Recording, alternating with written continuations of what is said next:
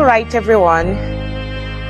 I want to talk about youths and God, right? So I want everyone to listen attentively because I'm talking from experience.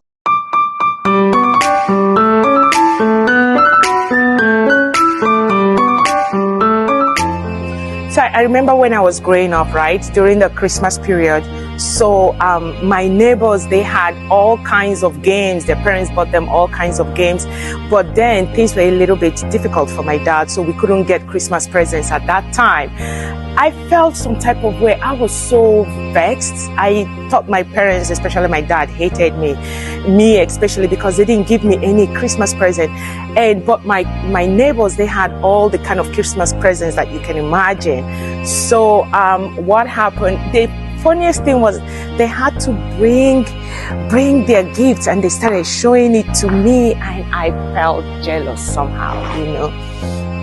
I felt jealous because I was like, why are they buying things for them and then my dad didn't buy for me and all that stuff.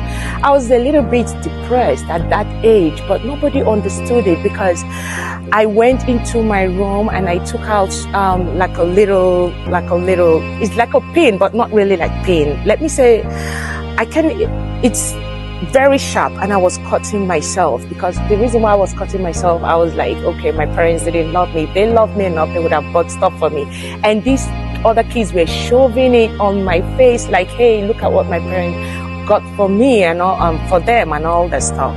So something that I would have done otherwise, I would have appreciated them and be happy with them, you know, because now that I know that when you're happy for someone, good things come to you as well, you know. So it happened for a while until I could take it no longer. I had to talk to my mom about it, and my mom said it's not like your dad hated you or something, it's just that he didn't have the money at the time. But my thing was that if I had told her earlier that, hey, mom, these people, their parents bought stuff for them and they didn't buy it for us, then my mom would have explained to me. But I kept it to myself, and I was living in struggle. I was living in pains. I was living in some kind of hatred thing, in quote, you know. So as kids, like I said in my other episodes, we have to make ourselves open enough for our parents to be able to come in, and then parents, we have to open ourselves for kids to be able to come in to explain themselves. If I was very close to my mom at that time, nothing would have stopped me from explaining to her, hey mom, look at these people are this, that. They got stuff for them. Why didn't we get stuff, you know? And then she would have explained to me. But it took me years for me to be able to explain to her. And then she now told me what I'm telling you now. But then it was too late.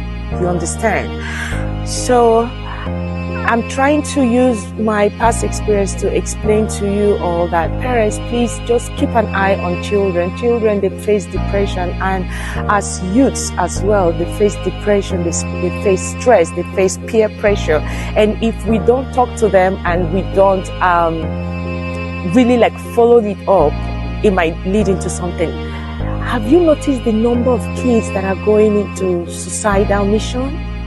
Have we taken pains to think about that? It's from home. It's what the peer pressure. It's how they feel that they are not being loved. You know, so youths, parents, and children, let's just cultivate the habit of opening up. But the only problem there is that when you can't go open up to person where you're not supposed to open up to, now their problem will come there. Sometimes you open up to somebody, they will come take and curse you. So that's why most people don't even say nothing. They just keep to themselves. But I am saying that whether you keep to yourself or you don't keep to yourself, what is going to happen is going to happen. So you might as well just explain yourself. But you have to use this, what we call spirit of discernment. Please, as a young boy, as a young girl, you have to learn to conquer depression. You have to learn to conquer stress. You have to learn to conquer all types types of negativity. I know there's what we call peer pressure, right? But there's something that God has given to you. You have the battle, you have the strength, you have everything to fight and to conquer, because even in the Bible it says greater is he that is in me than he that is in the world. So do not let peer pressure disturb you. Do not let peer pressure affect you in any type of negative way. And I keep saying this thing because it happened to me, and I'm using my experience to share this little message with you. So moving forward, if you have a type of like you're feeling depressed, please shove it out of the way. You have the whole world in front of you. You are the one who can make it right.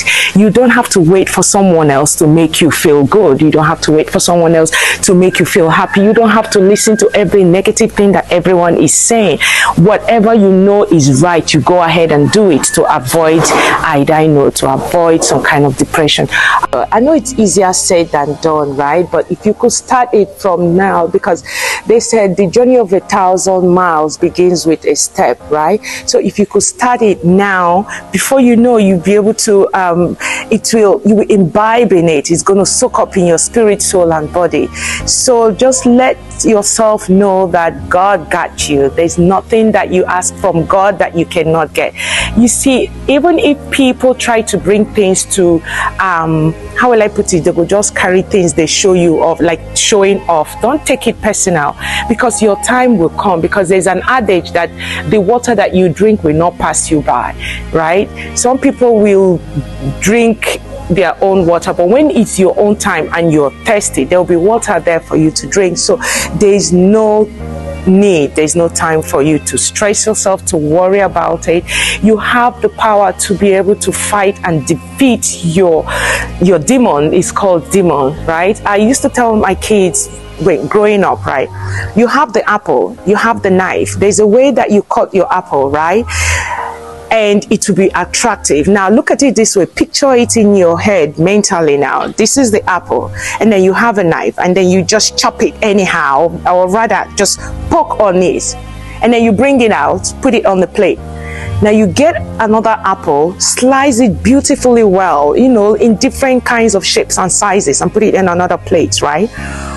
When you call people to come and choose from it, do you think they're going to go to that shabbily chopped one? No, they'll go to this nice one.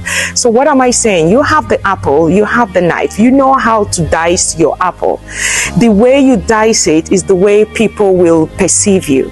So do not rush, do not stress yourself. Don't say because these people did it this way, you're going to do it this way. And remember that God got you. Whatever you know that you're serving, keep serving that. There's nothing that God cannot do. God is powerful, God is faithful, and he needs just a little faith as a mustard seed from you, and everything that you ask from him you will get. Because even in the Bible it says it. God says, can you as a parent, your child ask for fish and you give serpent? Or can you as a parent, your child will ask you for bread and you give stone? How much more me, your heavenly Father? So if our parents couldn't do it, why not look at the Alpha and Omega, the untimely, the game changer? So my dear, we're going to talk more about selfless love in my next episode. For now, please continue to subscribe, to like, and to share. Let people know about the Chronicles of Sugar Rose. I thank you so much for subscribing. For those of you who have subscribed, thank you so very much. I appreciate this. Helps me a lot, and it keeps me going and keeps us interacting. So this is the final episode of this program. We shall meet again on the next episode of the Chronicles of Sugar Rose. Have a good